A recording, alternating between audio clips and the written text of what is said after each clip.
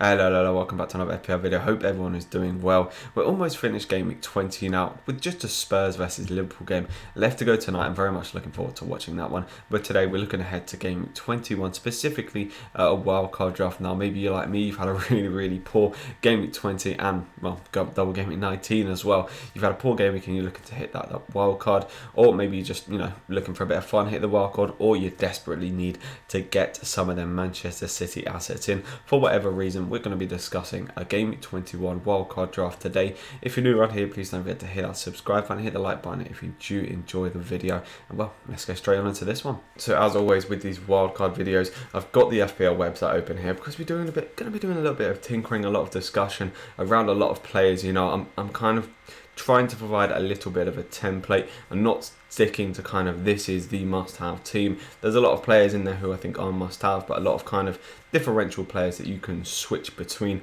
at the different price brackets. Now, I am going to actually be trying to keep this team between 102 and 103 million. I feel like that's a fair value for what most people have, and discussion options where you can kind of go up or down in price dependent on the position and the player. So first things first, let's get them kind of essential players straight away off the bat. Now, although he did perform very poorly against Sheffield United, I still think Bruno Fernandes is one to have in your teams for the time being. A lot of you will have a fair amount of value in him, so definitely not one I'll be looking to get rid of too soon, especially with the Manchester United's fixtures they've got coming up look pretty nice. I'm going to get Son in there straight away.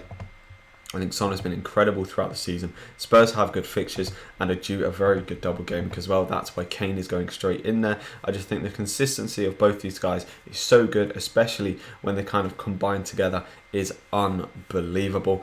And then the third spot, I'd almost say that Gundogan now, with the way that he's been performing, although he's cheap, I'd at this point say he's pretty essential, because not only is he so cheap and provide you a lot of money elsewhere, he's just banging the returns in. And now another player that people have been saying is essential all season is Mohamed Salah. Now the question is with Salah is, do we keep him or do we kick him out? Now the thing is with Salah, he's a lot of money. He's 12.5 million, and as we can see here, for the returns that he has been getting, it's just not good enough. We've got 1 point against Burnley, 3 points against United, 2 points, 3 points, 2 points. It's woeful for a player that is that expensive. So even if you do have some value in him, it may be time to go. Personally, in my team, I'm keeping him in for now. We've got a couple of nice fixtures coming up. West Ham away, Brighton at home could still be a potential of a captaincy there for Mohamed Salah. However, there is definitely very good reason to kick him out.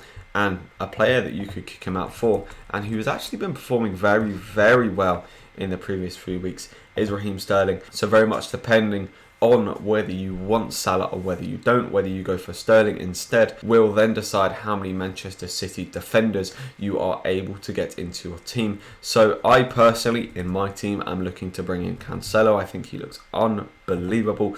Obviously, if you want a little bit more security, I'd probably go with John Stones over Diaz. It seems like John Stones has pretty much shored his place into that Manchester City back two, and because he's cheaper, I'd go for Stones over Diaz. Potential of a tiny bit more attacking threat there from Stones as well after he scored those 2 goals. But for me, I'm looking at Cancelo. Looks unbelievable, as we saw in the previous game week, picking up that 17-pointer. He can haul. He's got such a high potential to haul. Could he be this year's Trent? Who knows? If he gets a lot more game time and continues to play, which it looks like he will be doing, then Cancelo is probably going to be a pretty essential pick from now on. And this is kind of the base of the team, the triple up on Manchester City, the double there on Spurs, and Bruno Fernandes, who I still do think is a very good option. And first off, we're going to discuss the goalkeeper spot. Now, Aston Villa and Martinez did just concede 3 goals to Burnley. So is he still essential? Well, he's still second on the goalkeeping charts, just behind my main man Nick Pope. And Nick Pope, I'm going to bring up his kind of stats and fixtures here. So as we can kind of see, if I scroll down, over the last few games he's been picking up a couple of clean sheets, plenty of save points as well, and throughout the season he's just been picking up so many save points and a lot of bonus points if Burnley do keep a clean sheet. What I'd say with this kind of Martinez and Pope debate is that if you brought in Martinez at 5.1 million, then there's definitely more of an argument to get rid of him and potentially bring in the likes of Pope, who's only 0.3 more. If you hold value in him, like myself, I brought him in at 4.5. I still think it's very much a hold for now anyway, until probably a much later date in the season, because their fixtures coming up aren't exactly the worst and they could easily go and keep a clean sheet, because we have seen that Aston Villa have been very defensively solid throughout this season.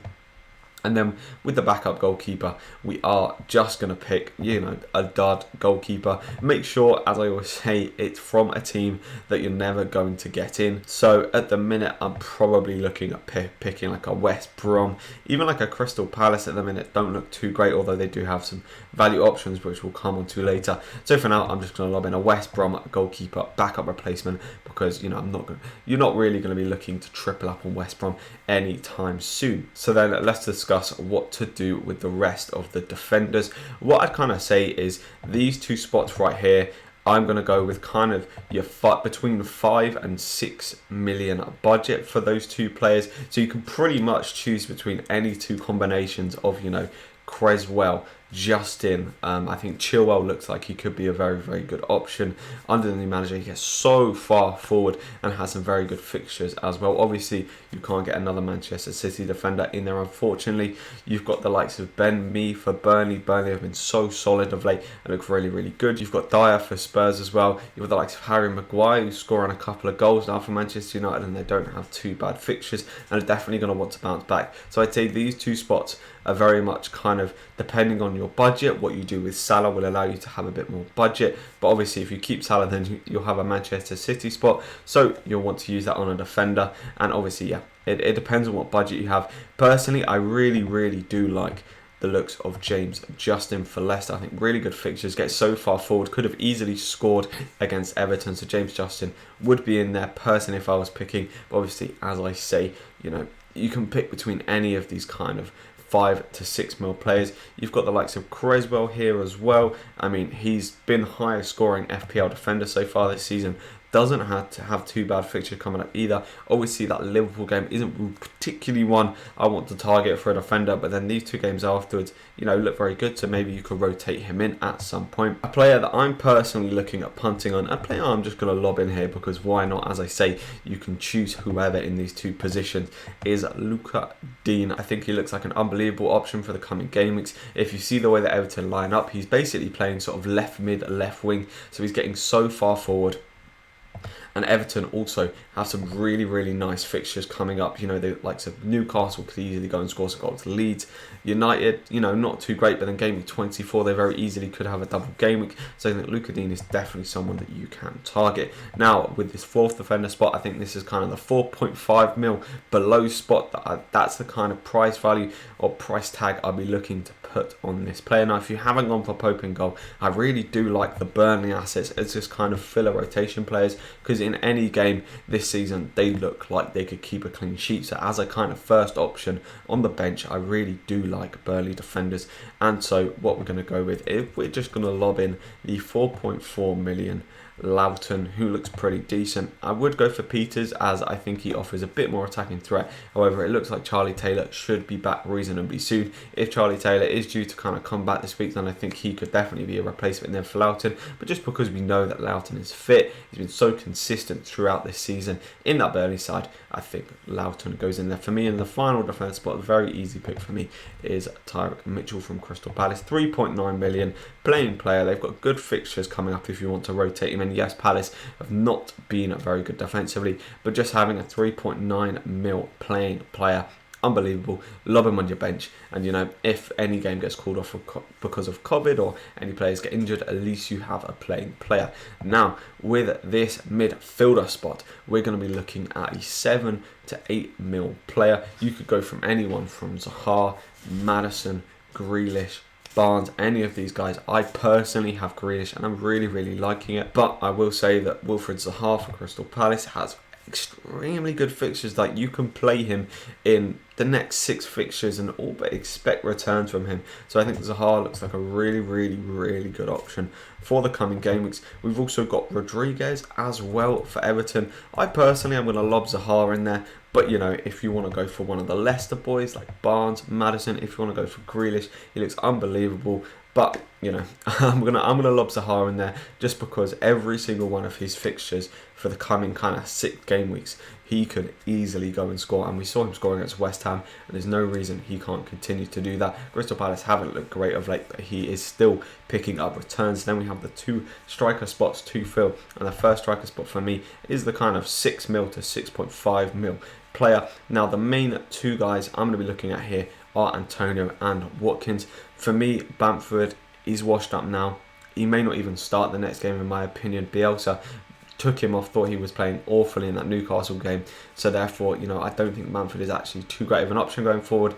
Wilson maybe is an okay option, but you know, if he's only grabbing an assist against Leeds and doesn't have too great of fixtures coming up, I don't think that he looks too great. But Ollie Watkins and Antonio are the ones for me in the coming weeks. I'm going to lob Antonio in there just because I genuinely do believe that he can score against pretty much any opponent. But I will say that Aston Villa do look so good going forward this season, and Ollie Watkins easily could have scored 1, 2, 3 goals in that game against Burnley yesterday. Managed to nab 1, but could have easily got more. So you know, if you can get Antonio and Watkins in there, that would be great. But for now, I personally would be looking at Antonio. But as I say, it's just your kind of pick of those 6 mil to 6.5 mil strikers. And then the final attacking spot is just going to be filled out by Brewster.